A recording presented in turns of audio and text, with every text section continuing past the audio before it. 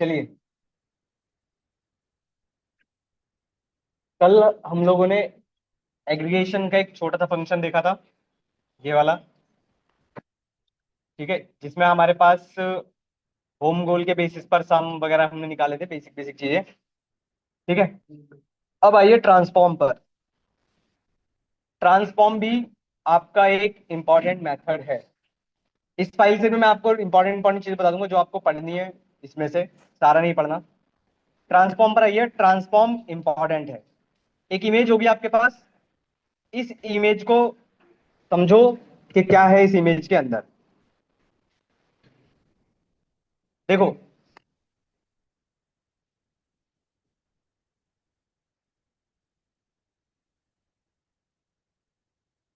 आपके पास ये इमेज होगी। इस इमेज में जरा देखिए और समझिए।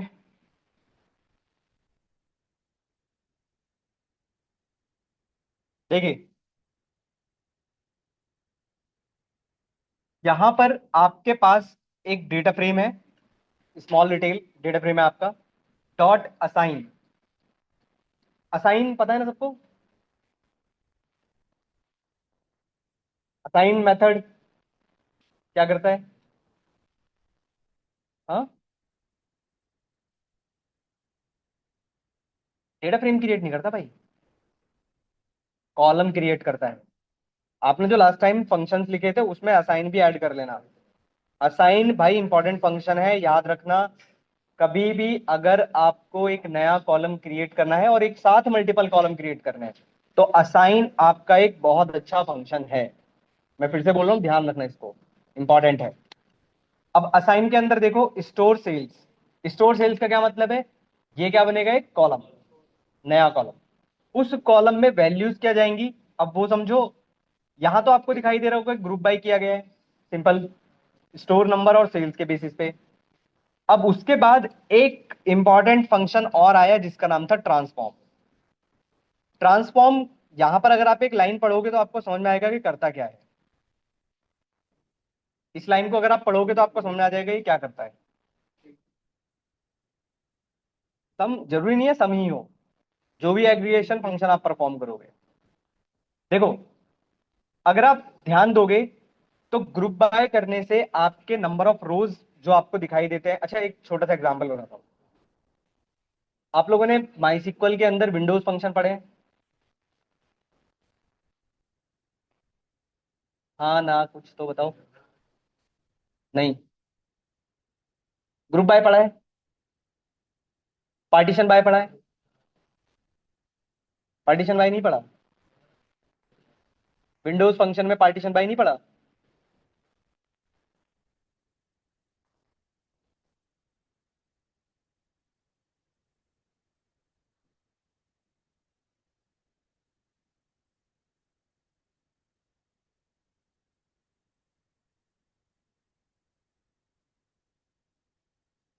एक एग्जांपल समझो, एसक्यूएल से याद दिलाता हूँ, समझो। अरे सुन लो भाई, सुन लो। थोड़ा सा एसक्यूएल का बता रहा हूँ, इंपॉर्टेंट है। एसक्यूएल में आपके पास वो याद है ना, कस्टमर क्लासिक मॉडल्स वाला डेटा सेट। उसमें आपके पास एक पेमेंट की टेबल थी।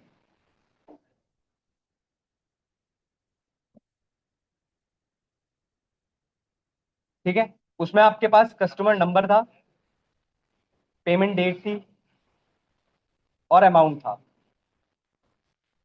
ठीक है।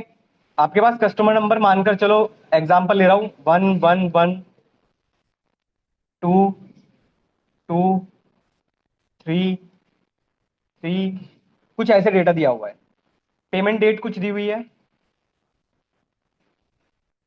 ठीक है। और आपको अमाउंट दिया हुआ है कुछ भी। ठीक है, कुछ अमाउंट भी दिया हुआ है। अगर हम एग्रीगेशन फंक्शन चलाते हैं माई के अंदर, एग्रीगेशन फंक्शन वही है आपके, सम, काउंट। पढ़ लो भाई, डिस्टर्ब कर रहे हो। हम्म। अगर आपको एसक्यूएल में एग्रीगेशन फंक्शन याद हो तो काउंट, मैक्स, मिन, सम, ये सब याद है ना? अब उसमें अगर आपको याद हो, और ग्रुप बाय भी होता था। तो अगर मैं आपसे कहूं कि जैसे एक एक डेटा सेट है और इस डेटा सेट में आपको सम ऑफ अमाउंट निकालना है किसी कस्टमर का, तो निकाल सकते हो भाई, ग्रुप बाय कर देंगे। पर ग्रुप बाय करने से एक डिसएडवांटेज है, कोई बताएगा क्या?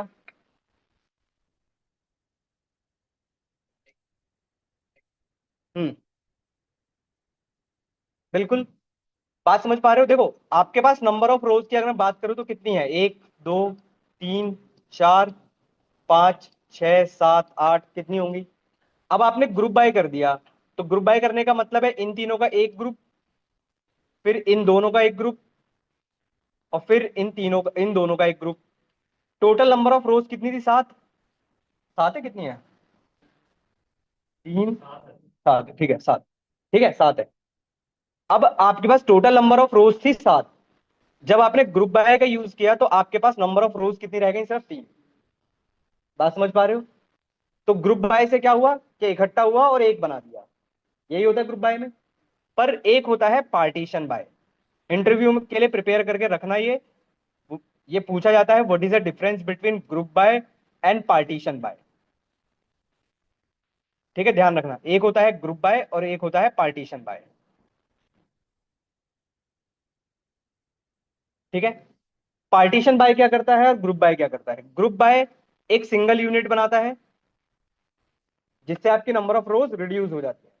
पर पार्टीशन बाय जो भी आपके पास एक जैसे दिख रहे हैं उनको ओरिजिनल डेटा में ही रखता है और नंबर ऑफ रोज भी उतनी ही रहती है, चाहे आपने एग्रीगेशन परफॉर्म किया नहीं किया, कोई फर्क नहीं पड़ता।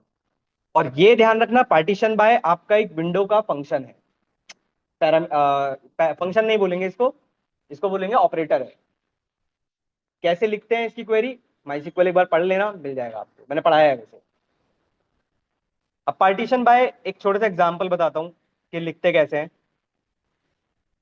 एक क्वेरी लिख देता हूँ यहाँ पे छोटी सी, क्योंकि यही सेम आपका उसमें भी दिखाई देगा, ट्रांसफॉर्म में ऑलमोस्ट सिमिलर ही है। देखो, इसकी जो क्वेरी होती है वो कुछ ऐसे लिखी जाती है, सेलेक्ट कस्टमर नंबर, अमाउंट, और एक आपने विंडोज फंक्शन में वो तो याद होंगे यार, रैंक वगैरह, रैंक, डेंस रैंक, ये सब तो याद होंगे। तो यहां पर मैंने लिखा रैंक। ठीक है, rank over partition by, partition by customer number, order by, order by amount. ठीक है, और डिसेंडिंग ऑर्डर। ठीक है, और हमने कहा from payment.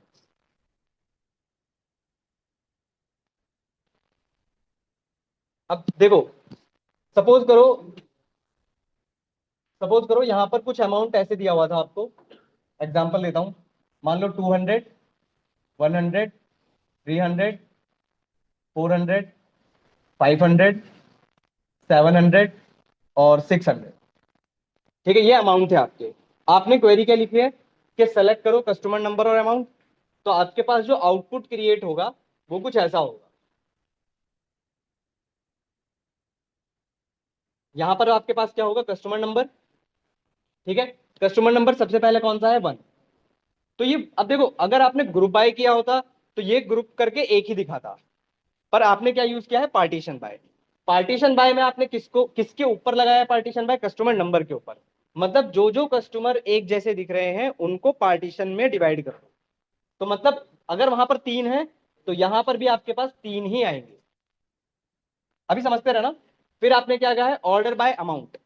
Order by amount मतलब इसके ऑर्डर की बात चल रही है, और डिसेंडिंग ऑर्डर मतलब सबसे ऊपर एक अमाउंट आएगा। तो यहां पर क्या हो जाएगा? 300, 200, 100। ये आपका हो गया अमाउंट, और आपने एक और लिया है रैंक।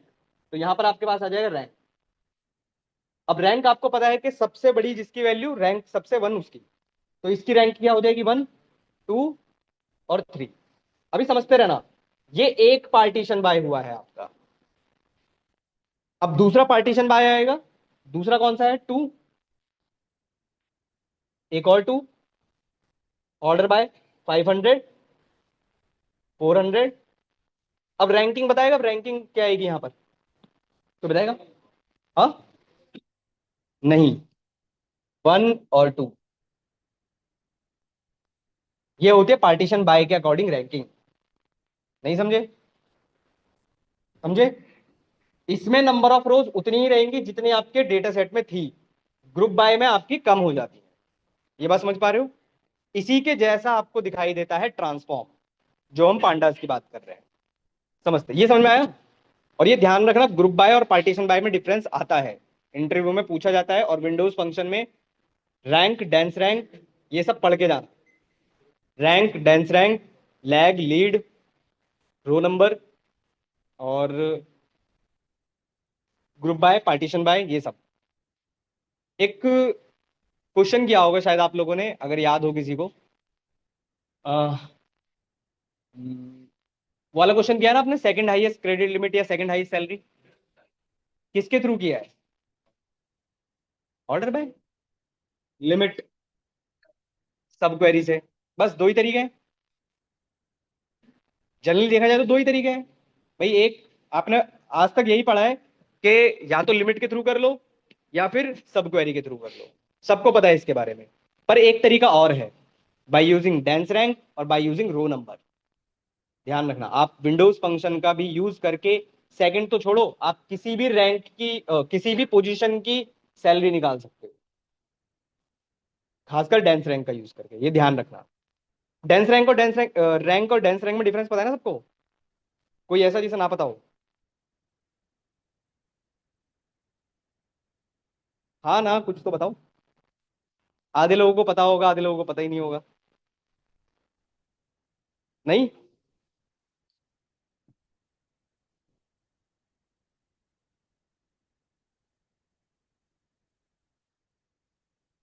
आप लोगों का एसक्यूएल हुआ नहीं है क्या अभी तक? और किसका नहीं हुआ एसक्यूएल?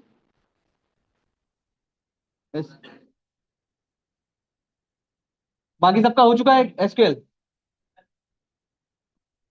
एसक्यूएल नहीं हुआ।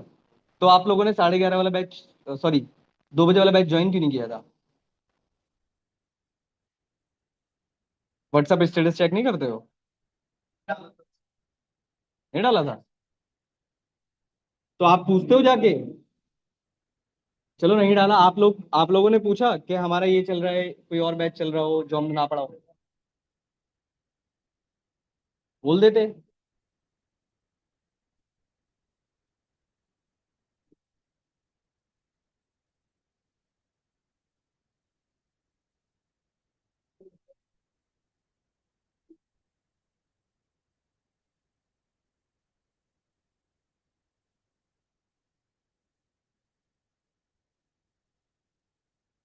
देख लो, रैंक और डेंस रैंक में डिफरेंस देख लो, इंपॉर्टेंट है, आ जाएगा समझ में, आगे के लिए याद रखना।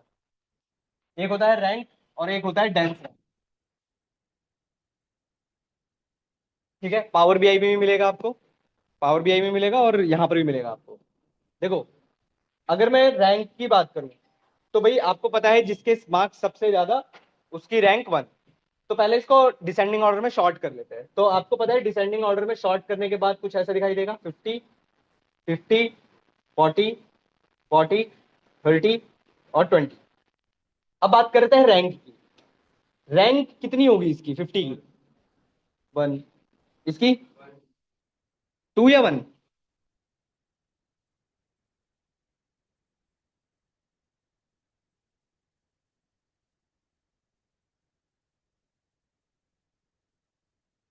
ठीक है, ये रैंक का काम है, अभी बताता हूं।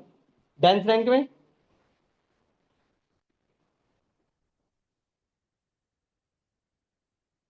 ठीक है, अब यही डिफरेंस है रैंक और डेंस रैंक, समझो।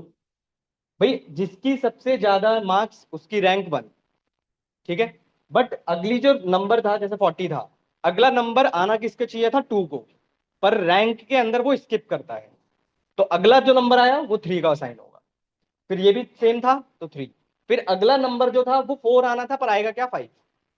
ये किस में आता है? रैंक में। और ये आपके ऑर्डर को बिगाड़ता है।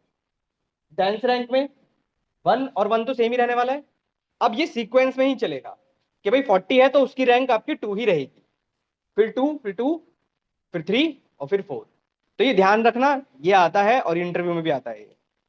तो ये सब ध्यान से पढ़ लेना भाई, एसक्यूएल के अंदर है ये सब। क्लियर हुआ ये? इसका यूज क्या होगा? क्यों भाई, हमारा क्या होगा? कुछ नहीं होगा।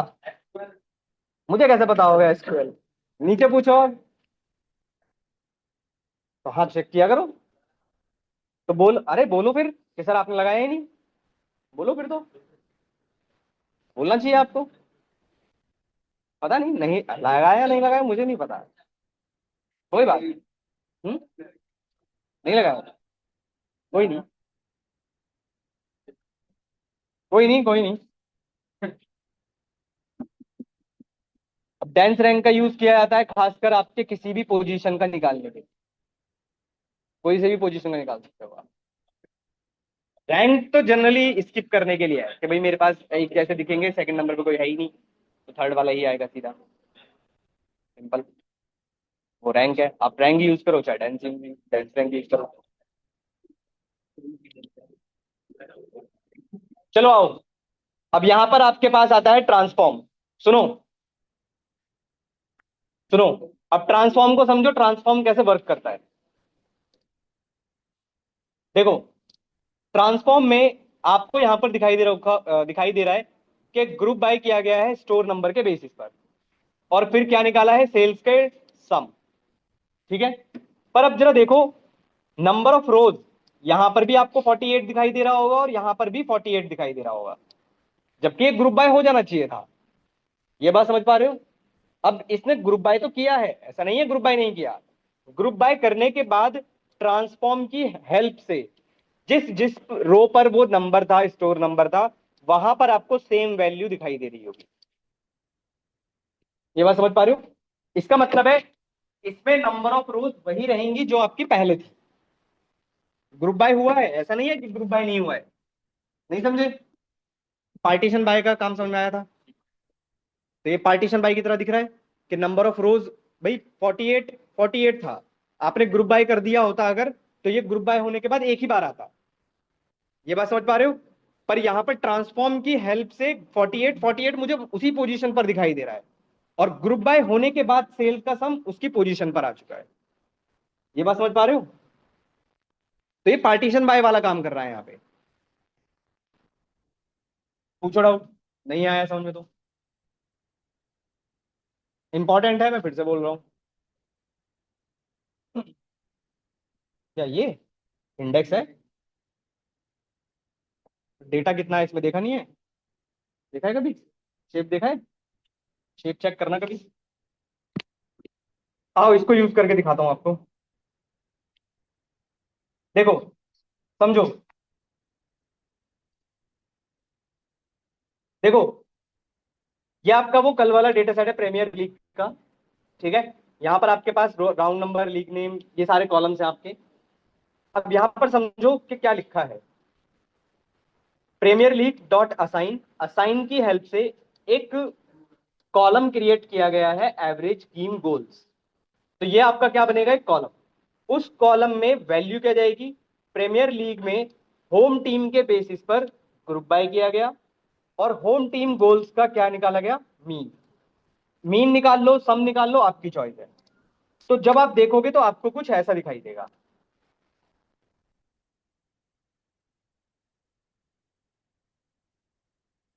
यहां पर देखो, इसको मैं हेड ले लेता हूं, एक सेकंड।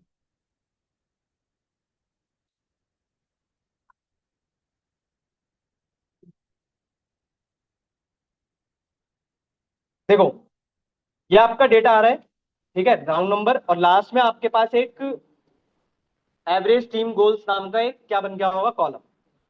और इसमें होम टीम के जो नाम होंगे उनके बेसिस पर ये निकाला गया। नंबर ऑफ रोज आपकी उतनी ही रहने वाली है जितनी पहले थी। अच्छा, ये तो ठीक है कि आपका एक कॉलम बना एवरेज टीम गोल्स, और उसमें मीन ऑफ गोल्स आपके पास आ गए। अब आप लोग ये बताओ इसमें क्या होगा, फिर मैं समझा। ये आप बताओ।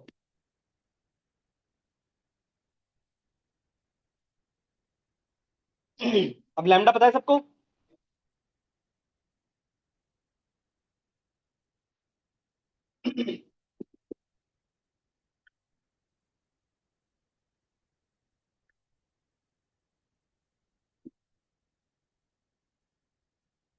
अगर आपको यहां पर दिखाई दे रहा हो माइनस किया गया है। अब एक चीज समझो, देखो, असाइन का एक और बहुत बड़ा एडवांटेज है आपके पास, डायनेमिकली ही आपके पास रोज में वैल्यू फिल करता हुआ चलता है। एग्जांपल, भाई, एवरेज टीम गोल्स आप निकाल रहे हो, एक कॉलम क्रिएट हो रहा है, उसी होने के टाइम में, बेसिकली जब वो क्रिएट हो रहा है उसी टाइम पर आप क्या निकाल रहे हो, डिफरेंस निकाल रहे हो। किसका डिफरेंस निकाल रहे हो? Home team goals minus average team goals. Average team goals जबकि यहां से आ रहा है आपका, ये बात समझ पा रहे हो? ये काम किसमें पॉसिबल है? ये काम आपका असाइन में पॉसिबल है। ये नॉर्मल तरीके से करोगे तो पहले आपको कॉलम पूरा क्रिएट करना पड़ेगा, उसके बाद ही पॉसिबल है। तो इसका आउटपुट कुछ ऐसा दिखाई देगा कि बेसिकली एक कॉलम आ गया होगा आपके पास डिफरेंस नाम से, और उसमें आपका होम टीम गोल्स में से माइनस कर रहे हैं।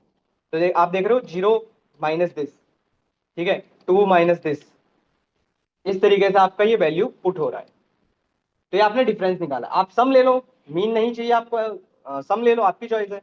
एग्रीगेशन फंक्शन तो आप यहाँ पर कोई सा भी लिख सकते हो, काउंट, एवरेज, मीन, ठीक है, सम, वो आपकी चॉइस है। अच्छा, इसमें सेम वही काम हो रहा है कि एक नया कॉलम बना रहे हैं और कुछ नहीं, सॉरी, नए डेटा फ्रेम में स्टोर कर रहे हैं और कुछ। हाँ, इसमें और क्या है इंपॉर्टेंट बताने के लिए, क्या है जो शॉर्ट किया गया है इसमें, तो बस इसमें तो शॉर्ट किया गया है, ये इंपॉर्टेंट नहीं है, छोड़ो, ये सब इंपॉर्टेंट नहीं है। आ रहे हैं, इस पे आ रहे हैं, ठीक है, ये सब इंपॉर्टेंट नहीं है, आप आओ इस पे, पाइवेट टेबल पे। पाइवेट टेबल पढ़ चुके हो एक्सेल के अंदर? क्या काम था पाइवेट टेबल में? एक्सेल में पाइवेट टेबल का क्या काम था? बेसिकली देखो, पाइवेट का क्या मतलब होता है? रोज को कॉलम बनाना, कॉलम को रोज बनाना, ठीक है, या फिर अनपाइवेट बोलोगे तो कॉलम को रोज बना, मतलब अपोजिट बेसिकली। तो यहां पर हम क्या कर रहे हैं, pivot table again, pivot table एक बहुत अच्छा फंक्शन है आपके पास, जो आपके, जैसे आपके पास डेटा कैसे है, मान लो ऐसे है, ठीक है, इसमें कॉलम बहुत सारे हैं, रो बहुत सारे हैं, तो आप क्या कर सकते हो, कुछ पर्टिकुलर के बेसिस पर अपने डेटा को ट्रांसफॉर्म कर सकते हो। ट्रांसफॉर्म से भी अच्छा वर्ड याद रखो, ट्रांसपोज कर सकते हो, ठीक है, ज्यादा याद रखोगे वो ज्यादा सही है। पाइवेट टेबल का यूज कैसे करते हैं, मैं आपको पहले इसके फंक्शन पैरामीटर्स पढ़ाता हूँ। पहला पैरामीटर है इंडेक्स। इंडेक्स का क्या मतलब है, कॉलम्स का क्या मतलब है, वैल्यूज का क्या मतलब है, एग्रीगेशन फंक्शन का क्या मतलब है, और मार्जिन का क्या मतलब है। एक एक चीज आपको दिखाता हूं, इस एग्जाम्पल से आपको पूरा ये समझ में आ जाएगा। देखो, data frame dot private table, पहला पैरामीटर है इंडेक्स। इंडेक्स में आपने कौन सा कॉलम पास किया, फैमिली, तो यहां पर आपको सारे फैमिलीज दिखाई दे रहे होंगे। फिर कॉलम्स, कॉलम्स में आपने क्या पास किया, स्टोर नंबर, स्टोर नंबर आपको इधर की तरफ दिखाई दे रहे होंगे। बात समझ पा रहे हो? इंडेक्स क्या करता है, रोज बनाता है। कॉलम्स क्या बनाता है, कॉलम्स बनाता है। वैल्यूज, वैल्यूज का मतलब है कि कौन से कॉलम पर एग्रीग्रेशन परफॉर्म करना है। क्या मतलब है, वैल्यूज में क्या लिखा है, सेल्स, सेल्स पर कौन सा एग्रीगेशन फंक्शन परफॉर्म करना है, सम। और ये मार्जिन इक्वल टू ट्रू का क्या मतलब है, ये जो आपको दिखाई दे रहा है लास्ट में सम, इन सब का सम, ठीक है।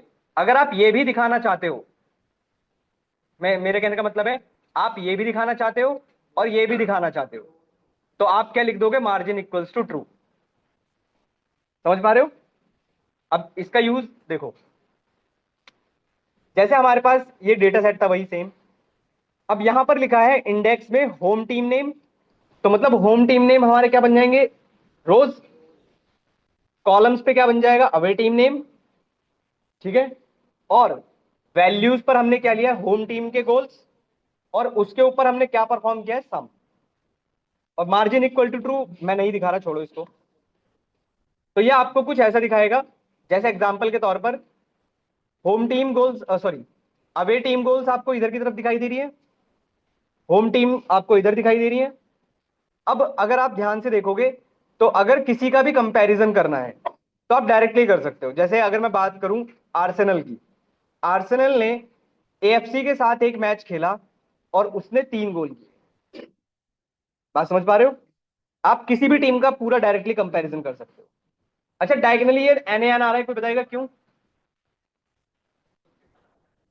फिर खुद के साथ मैच कैसे खेलोगे? बात समझ पा रहे हो?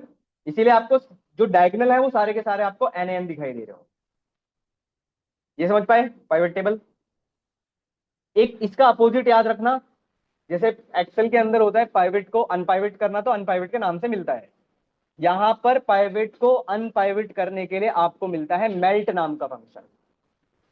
ठीक है, MELT, मेल्ट। ये ध्यान रखना, नीचे है वैसे पर स्टिल याद रखना। अच्छा, आप अगर चाहते हो कि भाई सारे यहां तो आपको दिख रहे होंगे कि भाई सारे के सारे दिखाई दे रहे हैं, आप पर्टिकुलरली किसी का देखना चाहते हो, तो आपने क्वेरी ऐड कर दी कि भाई होम टीम नेम में आर्सेनल, चेल्सा और एवर्टन का ही दिखाना है, और उसके बेसिस पर आपने क्या बना दी, उसकी पाइवट टेबल। तो ये आपको कुछ ऐसा दिखाई दे। तो यहाँ पर आपको सिर्फ 3 ही दिखाई देंगे, और यहाँ पर आपने क्या है, स्टार्टिंग एट। स्टार्टिंग एट आप चाहो स्टार्टिंग एट मत लो, आप जो भी टीम या फिर जो भी कॉलम यहाँ पास करोगे उसके बेसिस पर यहाँ पर दिखाएगा। अब जैसे इससे क्या कंपैरिजन कर सकते हैं, जैसे आर्सेनल है, आर्सेनल का यहाँ पर NAN आ रहा है, कौन सी डेट पर? 13/1/24 पर। इसका मतलब है आर्सेनल ने 13/1/24 को कोई भी मैच नहीं खेला। ये बात समझ पा रहे हो? इसी तरह कोई और देख लो, जैसे ये है, आर्सेनल ने 20/1/2024 को एक मैच खेला है। ये ध्यान रखना, इस बार काउंट यूज किया है। ठीक है, कि उस डेट पर कितना काउंट है हमारे पास। ये समझ में आ रहा है? सिंटेक्स याद रखना, पहला कॉलम है, पहला पैरामीटर है इंडेक्स, कॉलम्स, वैल्यूज और एग्रीगेशन फंक्शन। क्लियर? और देखो इसमें क्या है, इसमें तो अभी टीम मार्जिन का दे रखा है, कुछ नहीं है, छोड़ो। हाँ, आप एक काम और कर सकते हो, आप मल्टीपल एग्रीगेशन परफॉर्म भी कर सकते हो। अभी तो आपने एक ही किया था, या तो सम या तो मैक या तो काउंट। तो आप एक साथ मल्टीपल भी परफॉर्म कर सकते हो, जैसे मिन और मैक्स। आपकी चॉइस है। ये कुछ ऐसा दिखाई देगा, मैं दिखा देता हूँ। ये कुछ ऐसा दिखाई देगा आपको।